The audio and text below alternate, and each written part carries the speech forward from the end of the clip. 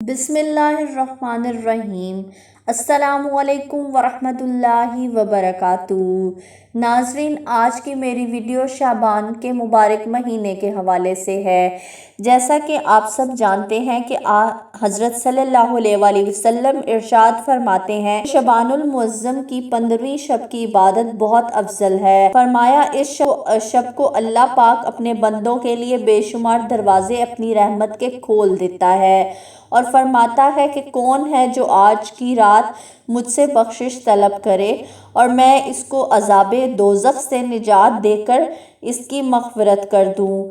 فرمایا آپ صلی اللہ علیہ وآلہ وسلم نے کہ اس شب کی عبادت کرنے والے پر دوزخ کی آگ اللہ پاک حرام کر دیتا ہے۔ ناظرین، اسلامی 8ویں مہینے کا نام شعبان ہے۔ چونکہ اس ماہ میں خیر کثیر تقسیم ہوتی ہے اور رزق بھی بندوں پر اسی ماہ میں متفرق اور تقسیم ہوتا ہے، اس لیے اسے شعبان کہتے ہیں۔ اس بارے میں حضور اکرم صلی اللہ علیہ وآلہ وسلم کا ارشاد ہے، اور بے شک شعبان اس لیے نام رکھا گیا ہے کہ روزہ دار کے لیے اس میں خیر کثیر تقسیم ہوتی ہے، یہاں تک کہ وہ جنت میں داخل ہو جاتا ہے۔ ایک اور جگہ حضور پاک صلی اللہ علیہ وآلہ وسلم نے ارشاد فرمایا، شعبان میرا مہینہ ہے اور رمضان اللہ تعالیٰ کا مہینہ ہے۔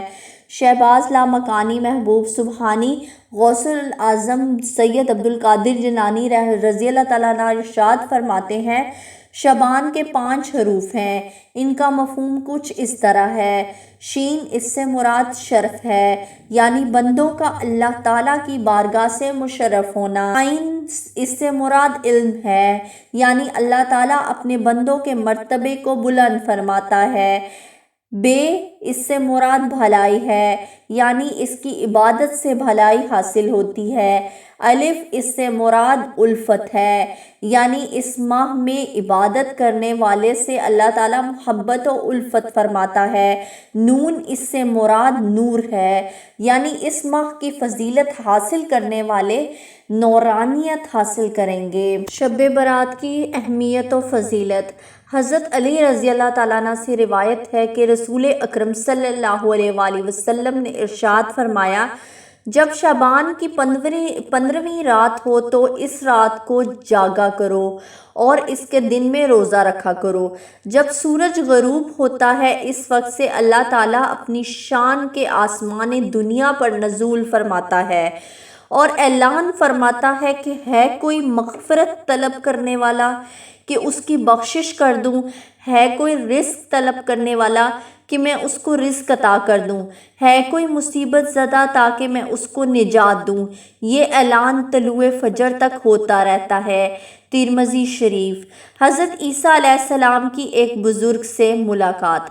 حضرت عیسیٰ علیہ السلام ایک پہاڑ پر تشریف لے گئے، وہاں ایک سفید رنگ کا پتھر ملاحظہ فرمایا۔ آپ اس پتھر کی خوبصورتی پر حیران ہوئے اور اس کے ارد گرد گھومنے لگے۔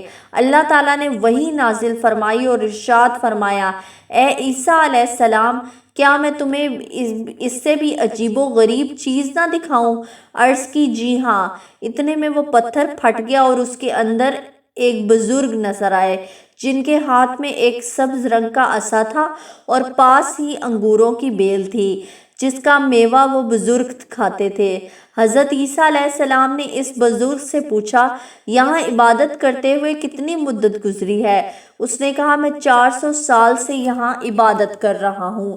یہ سن کر حضرت عیسیٰ علیہ السلام کہنے لگے، اے پروردگار، اس سے افضل تو کوئی شخص نہ ہوگا۔ تو بارگاہ خداوندی سے جواب آیا، اے عیسیٰ علیہ السلام، میرے محبوب محمد مصطفیٰ صلی اللہ علیہ وآلہ وسلم کا امتی جب 15ویں شعبان کو 2 رکعت نفل ادا کرے گا تو اس شخص کی 2 رکعت نفل کا ثواب اس شخص کی 400 سالہ عبادت سے زیادہ ہوگا۔ یہ سن کر حضرت عیسیٰ علیہ السلام نے کہا، کاش کہ میں بھی حضرت محمد صلی اللہ علیہ وآلہ وسلم کی امت میں ہوتا۔ جہنم سے آزادی کی رات۔ حضرت عمر بن عبدالعزیز فرماتے ہیں کہ شعبان کی 15ویں رات جب نماز سے فارغ ہو کر سر آسمان کی طرف سے اٹھایا تو ایک سبز ٹکڑا نظر آیا۔ اس کا نور آسمان سے ملا ہوا تھا۔ اس ٹکڑے پر لکھا ہوا تھا، یہ جہنم سے آزاد ہے۔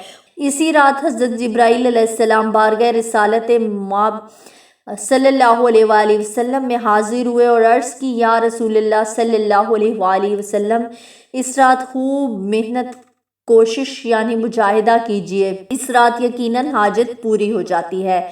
جب حضور علیہ السلام نے خوب محنت و مشقت فرمائی تو حضرت جبرائیل علیہ السلام دوبارہ حاضر ہوئے اور عرض کی، یا رسول اللہ صلی اللہ علیہ وآلہ وسلم، اپنی امت کو خوشخبری سنا دیجئے کہ اللہ تعالیٰ نے آپ کی ساری امت کو بخش دیا ہے سوائے ان کے جو شرک کریں۔ آخر میں یہی کہنا چاہوں گی، اس دعا کے ساتھ اپنی ویڈیو کا اختتام کروں گی کہ اے اللہ، ہمیں مانگنے کا سلیقہ نہیں آتا، پھر بھی ہر روز ہاتھ پھیلائے اس یقین کے ساتھ تجھ سے مانگتے ہیں کہ تیرے سوا ہماری دعاؤں کو قبول کرنے والا کوئی نہیں۔